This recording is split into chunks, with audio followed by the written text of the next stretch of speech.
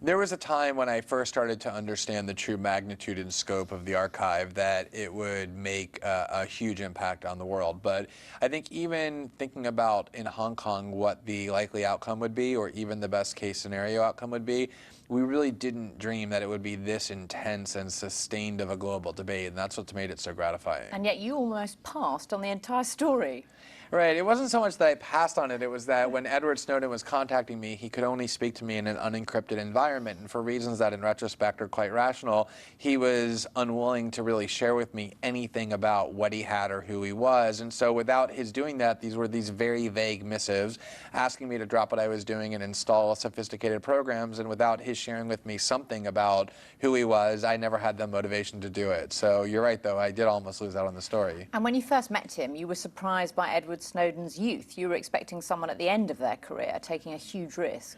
Absolutely. I mean, by that point, I knew he had access to huge numbers of very sensitive documents. I also had spent a long time talking to him online, and his insights were uniformly sophisticated, all of which made me think he was senior. But the principal reason was that I knew he was ready to risk his life to go to prison. He wanted to be identified, not to hide, which made me think that he must have been around for a long time and become so disillusioned to take that risk. Now, critics of what you have done say that mass surveillance by the US government is necessary to protect lives. What do you say to that?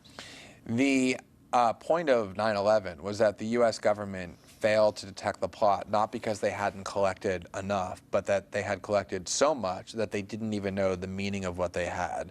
And the response to this was to say, we're now going to collect not just more, but everything. And the problem is that when you're collecting billions, with a B, of calls and emails every day, which is what they're collecting, it's almost impossible to detect people who are planning an attack on the Boston Marathon or to explode a plane above Detroit on Christmas Day. It becomes overwhelming. And the targets of their surveillance, Petrobras and the German Chancellor and economic summits, really give the lie to the claim that this is about national security. But how do you know that that mass surveillance hasn't saved lives? Don't we only hear about the failures?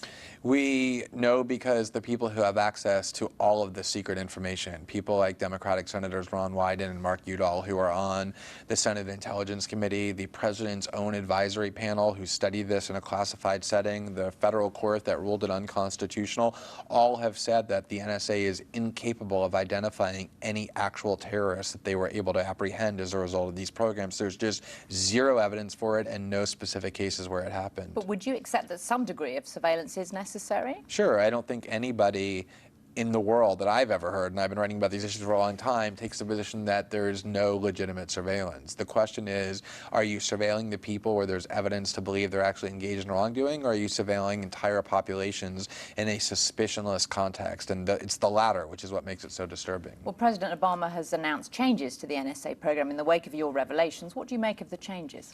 The history of the U.S. government, when they get caught doing things that the public is outraged by in secret, is to offer the pretense or the gesture of reform, but not really to reform in any meaningful way what they were caught doing. And I think that some of the reforms in Washington, not from Obama, but from the House, are steps in the right direction. But I think real reform is going to come from a combination of other countries banding together, the tech companies demanding changes because they perceive it as a threat to their business, but most of all, individuals starting to protect their own communications through the use of encryption that the NSA actually can't invade.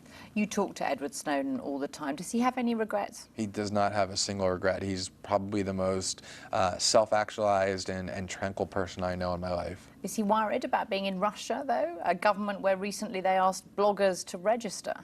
I mean, you know, people seek asylum in all kinds of countries all the time, including the United States, that have all kinds of human rights abuses in their record. The idea of asylum is to get protection from persecution. So he didn't choose Russia. He was forced to stay there as he was trying to leave by the U.S. government. But I think he's been essentially free to participate in the debate he catalyzed, and that's the most important thing to him. Now, you've said that you've saved the best firework for last, the best revelation. What is it? It isn't so much that I saved it. It's that it's the story that hasn't yet been told because the reporting on the story is so complicated and takes so much time.